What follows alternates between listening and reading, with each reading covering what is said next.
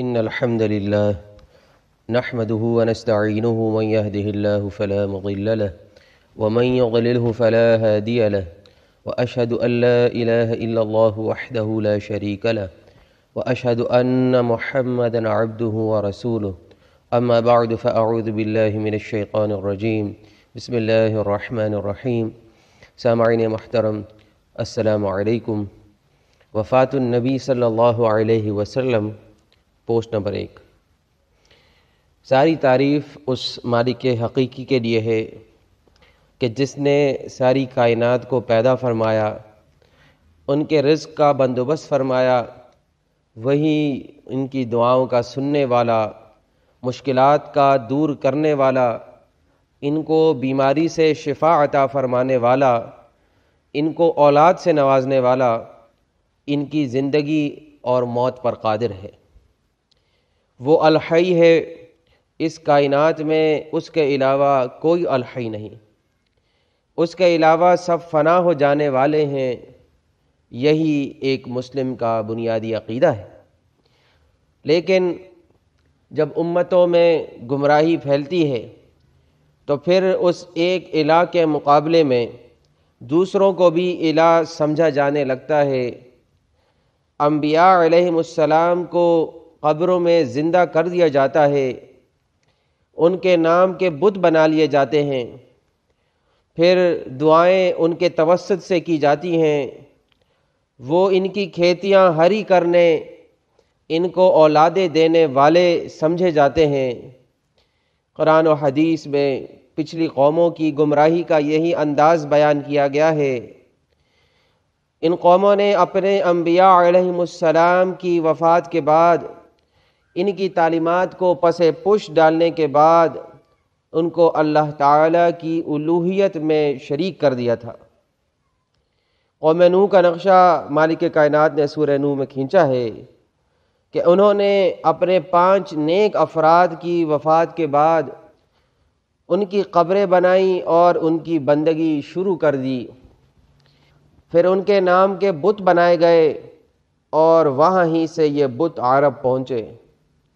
عرب میں بھی یہی شرک پروان چڑھا اور ابراہیم و اسماعیل علیہم السلام اور مریم علیہ السلام کے نام کے بت بنا ڈالے گئے۔ پھر لات، منات و دیگر افراد جو ان کی قوم کے معزز افراد سمجھے جاتے تھے، اس منصب پر فائز کر دیے گئے۔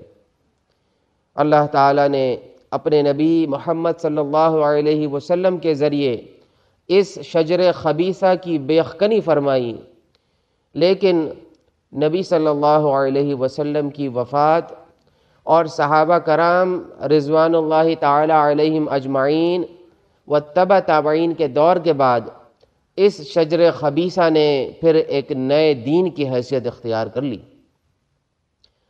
سامعین محترم، احمد بن حنبل نے روح واپس اسی جسم میں لوٹائے جانے کا عقیدہ دیا اور پھر ہر مردہ اسی قبر میں زندہ کر دیا گیا۔ بات سوال و جواب کے لیے اس جسم میں روح لوٹائے جانے سے شروع ہوئی اور پھر ابن قیم و ابن تیمیہ نے اضافہ کر ڈالا کہ یہ مردہ اپنی قبر پر آنے والے کے حالات سے بھی آگاہ ہوتا ہے، حتیٰ کہ پرندے کے نر و مادہ کی تمیز بھی رکھتا ہے، اور یوں یہ قبر پرستی کا دین اسلام کا حصہ بن جاتا ہے۔ دین تصوف و طریقت کے متوالے ضعیف و موضوع روایات کے ذریعے قبر میں زندگی کو ثابت کرتے ہیں اور پھر یہ مردے الہ بن جاتے ہیں۔ اب یہ سنتے بھی ہیں، دیکھتے اور لوگوں کی مشکلات بھی حل کرتے ہیں۔ یہی مشرکانہ عقیدہ آج اس امت کا بنیادی عقیدہ بن گیا ہے۔ وہ صفات جو صرف اللہ تعالیٰ کے لیے مخصوص ہیں، ان سے وابستہ کر دی گئی ہیں۔ انسانیت ہے کہ ان کے مزاروں پر جھکی پڑی ہے، ان سے ڈرتی ہے، ان سے خوف کھاتی اور انہی سے ان کی امیدیں وابستہ ہیں۔ اسی لیے ان کے دن منائے جاتے ہیں، ان کے عرس ہوتے ہیں، ان کے نام کی نظر و نیازیں ہیں۔ قرآن تو قبر میں مدفون ان لوگوں کے بارے میں یہ فرماتا ہے سورۃ النحل آیت نمبر 22 کے اندر کہ مردہ ہیں، ان میں زندگی کی رمق نہیں ہے۔ پھر قرآن و حدیث کا مطالعہ اگر ہم کریں تو اتنی آیات ہیں اس بارے میں کہ فرمایا یہ سن نہیں سکتے۔ اسی طرح فرمایا انہیں تو یہ بھی معلوم نہیں کہ کب زندہ کر کے اٹھائے جائیں گے۔ کہیں فرمایا یہ کھجور کی گھٹلی پر چڑھے ہوئے غلاف کے بھی مالک نہیں، اور ایک اور مقام پر فرمایا کہ اس سے بڑھ کر گمراہ کون ہوگا جو ایسوں کو پکارے جو قیامت تک اس کی بات کا جواب نہیں دے سکتے۔ لیکن سامعین محترم، افسوس اس بات پر کہ آج کا یہ کلمہ گو قرآن و حدیث کے فرامین سے ناآشنا ہے۔ اس کے ایمان کی بنیاد اس کے علماء کی لکھی ہوئی کتب، جن میں قرآنی آیات اور صحیح احادیث کی غلط تشریحات اور ضعیف و موضوع روایات کے ذریعے اس مشرکانہ عقیدے کو صحیح ثابت کرنے کی کوشش کی گئی ہے۔ ان مرنے والوں کو قبر میں زندہ ثابت کرنے کے لیے اس بات کی اشد ضرورت تھی کہ نبی صلی اللہ علیہ وسلم اور دیگر انبیاء علیہم السلام کو بھی قبروں میں زندہ ثابت کیا جائے، کیونکہ یہ کیسے ممکن ہو سکتا ہے کہ آج کل کی امت کے غریبوں کا نوازنے والا خواجہ معین الدین چشتی، آج کے لوگوں کا جو عقیدہ ہے کہ ہر چیز دینے والا علی حجویری، انسانوں کی دعائیں سننے والا عبد القادر جیلانی تو قبر میں زندہ ہو، سنتا اور دیکھتا اور لوگوں کی مشکلات کو حل کرتا ہو، اور نبی صلی اللہ علیہ وسلم وفات پا چکے ہوں، اس دنیا سے اب ان کا کوئی تعلق نہ ہو۔ چنانچہ انبیاء علیہم السلام اور خاص طور پر نبی صلی اللہ علیہ وسلم کو مدینے والے قبر میں زندہ ثابت کیا گیا۔ یہ ان کی کتابوں کے اندر یہ باتیں آپ کو ملیں گی۔ درود ان پر پیش ہوتے ہیں، کوئی بزرگ ان سے ملنے ان کی قبر پر جاتا ہے تو نبی صلی اللہ علیہ وسلم قبر سے ہاتھ باہر نکال کر ان سے مصافحہ بھی فرماتے ہیں، مر جانے والی عورت کے پیٹ پر ہاتھ پھیر کر اسے عذاب سے نجات بھی دلاتے ہیں۔ یہ فضائل اعمال تبلیغی جماعت کی جو کتاب ہے، اس میں یہ باتیں جو ہیں لکھی گئی ہیں۔ سامعین محترم، امت میں پھیلے ہوئے اس عقیدے کی حقیقت واضح کرنے کے لیے ہم نے قرآن و حدیث سے اس بارے میں قرآن و صحیح احادیث سے دلائل جمع کیے ہیں، جو آپ کے سامنے سلسلہ وار رکھے جائیں گے انشاءاللہ۔ اللہ تعالی حق کو سمجھنے اور اسے قبول کرنے کی توفیق عطا فرمائے۔ اگر ہم قرآن پر نظر دوڑائیں کہ انبیاء علیہم السلام کے لیے موت کا کیا حکم ہے، تو ہمیں قرآن سے یہ بات ملے گی کہ تمام انسانوں کی طرح انبیاء علیہم السلام کے لیے بھی موت کا حکم ہے۔ مالک کائنات سورۃ البقرہ آیت نمبر 133 کے اندر یعقوب علیہ السلام کے لیے فرماتا ہے کہ ام کنتم شہداء اذ حضر یعقوب الموت، کیا تم اس وقت حاضر تھے جب یعقوب کو موت آئی؟ اسی طرح سلیمان علیہ السلام کے لیے فرمایا گیا فَلَمَّا قَضَيْنَا عَلَيْهِ الْمَوْتَ مَا دَلَّهُمْ عَلَى مَوْتِهِ إِلَّا دَابَّةُ الْأَرْضِ تَأْكُلُ مِنْ سَأَتَهِ فَلَمَّا خَرَّ تَبَيَّنَتِ الْجِنُّ أَنْ لَوْ كَانُوا يَعْلَمُونَ الْغَيْبَ مَا لَبِثُوا فِي الْعَذَابِ الْمُهِينِ۔ سورہ سبا آیت نمبر 14۔ پھر جب سلیمان پر ہم نے موت کا فیصلہ نافذ کیا تو جنوں کو اس کی موت کا پتہ دینے والی کوئی چیز اس گھن کے سوا نہ تھی جو ان کے عصا کو کھاتا رہا۔ آخر جب وہ گر پڑے تو جنوں پر یہ بات کھلی کہ اگر وہ غیب جاننے والے ہوتے تو اتنا عرصہ ذلت کے عذاب میں مبتلا نہ رہتے۔ اسی طرح یوسف علیہ السلام کے بارے میں فرمایا، اللہ تعالیٰ نے ان کی دعا کو نقل کیا ہے سورہ یوسف آیت نمبر 101 کے اندر، فرماتے ہیں توفنی مسلما والحقنی بالصالحین، اے رب مجھے اسلام کی حالت میں وفات دے اور داخل کر دے صالحین میں۔ اسی طرح یوسف علیہ السلام کی موت کی تصدیق قرآن میں اس انداز سے کی گئی سورۃ المومن آیت نمبر 34 کے اندر، فرمایا وَلَقَدْ جَاءَكُمْ يُوسُفُ مِن قَبْلُ بِالْبَيِّنَاتِ فَمَا زِلْتُمْ فِي شَكٍّ مِّمَّا جَاءَكُمْ بِهِ حَتَّى إِذَا هَلَكَ۔ ترجمہ: اور یقیناً تمہارے پاس اس سے قبل یوسف علیہ السلام نشانیاں لے کر آئے تھے یہاں تک کہ وہ وفات پا گئے۔ سامعین محترم، قرآن کی ان آیات سے واضح ہوا کہ انبیاء علیہم السلام کے لیے بھی موت کا وہی حکم ہے جو دیگر انسانوں کے لیے ہے۔ اسی طرح مزید آیات پر اگر ہم غور کریں کہ انبیاء کے ساتھ موت کے بعد کیا معاملہ ہوتا ہے تو ہمیں یہ بات پتہ چلے گی۔ سورۃ الشعراء آیت نمبر 81 کے اندر ابراہیم علیہ السلام کے لیے فرمایا وَالَّذِي يُمِيتُنِي ثُمَّ يُحْيِينِ، اور جو مجھے موت دے گا اور پھر قیامت کے دن زندہ کرے گا۔ اسی طرح یحییٰ علیہ السلام کے لیے فرمایا وَسَلَامٌ عَلَيْهِ يَوْمَ وُلِدَ وَيَوْمَ يَمُوتُ وَيَوْمَ يُبْعَثُ حَيًّا، سورہ مریم آیت نمبر 15۔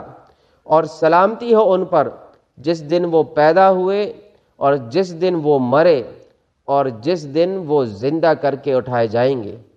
اسی طرح عیسیٰ علیہ السلام کے لیے فرمایا سورہ مریم آیت نمبر 33 کے اندر وَالسَّلَامُ عَلَيَّ يَوْمَ وُلِدتُّ وَيَوْمَ أَمُوتُ وَيَوْمَ أُبْعَثُ حَيًّا۔ عیسیٰ علیہ السلام اپنی قوم سے خطاب کرتے ہیں اور اس آیت کے اندر فرمایا اور سلامتی ہو مجھ پر جس دن میں پیدا ہوا، جس دن میں مروں گا اور جس دن میں زندہ کر کے اٹھایا جاؤں گا۔ قرآن کی ان آیات نے واضح کر دیا کہ انبیاء علیہم السلام زندہ نہیں ہوتے بلکہ انہیں زندہ کر کے اٹھایا جائے گا۔ انسانیت کو زندہ کر کے کب اٹھایا جائے گا، یہ بات مالک کائنات سورۃ المومنون آیت نمبر 15 اور 16 کے اندر ارشاد فرماتا ہے ثم انکم بعد ذلک لمیتون ثم انکم یوم القیامت تبعثون۔ ترجمہ: پھر اس زندگی کے بعد تمہیں موت آ جاتی ہے، پھر تم قیامت کے دن اٹھائے جاؤ گے۔ سامعین محترم، کتاب اللہ سے ثابت ہوتا ہے کہ تمام انسانوں کی طرح انبیاء علیہم السلام کے لیے بھی موت کا حکم ہے، اور یہ کہ وہ قبروں میں زندہ نہیں بلکہ قیامت کے دن ہی زندہ کر کے اٹھائے جائیں گے۔ آخری نبی محمد صلی اللہ علیہ وآلہ وسلم کے لیے کتاب اللہ میں فرمایا گیا قُلْ إِنَّمَا أَنَا بَشَرٌ مِثْلُكُمْ يُوحَىٰ إِلَيَّ، سورۃ الکہف آیت نمبر 110۔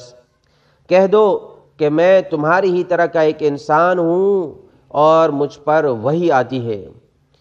سورۃ الفرقان آیت نمبر 7 کے اندر مالک کائنات نے مشرکین کا اعتراض نقل کیا اللہ کے رسول صلی اللہ علیہ وسلم کے بارے میں، فرمایا وَقَالُوا مَا لِهَذَا الرَّسُولِ يَأْكُلُ الطَّعَامَ وَيَمْشِي فِي الْأَسْوَاقِ لَوْلَا أُنزِلَ إِلَيْهِ مَلَكٌ فَيَكُونَ مَعَهُ نَذِيرًا، اور کہتے ہیں کہ یہ کیسا رسول ہے جو کھاتا پیتا اور بازاروں میں چلتا پھرتا ہے، اس پر کوئی فرشتہ کیوں نہیں نازل کیا گیا جو اس کے ساتھ ہو کر ڈراتا، یا اس کے لیے کوئی خزانہ اتارا جاتا، یا اس کا کوئی باغ ہوتا کہ یہ اس میں سے کھاتا پیتا۔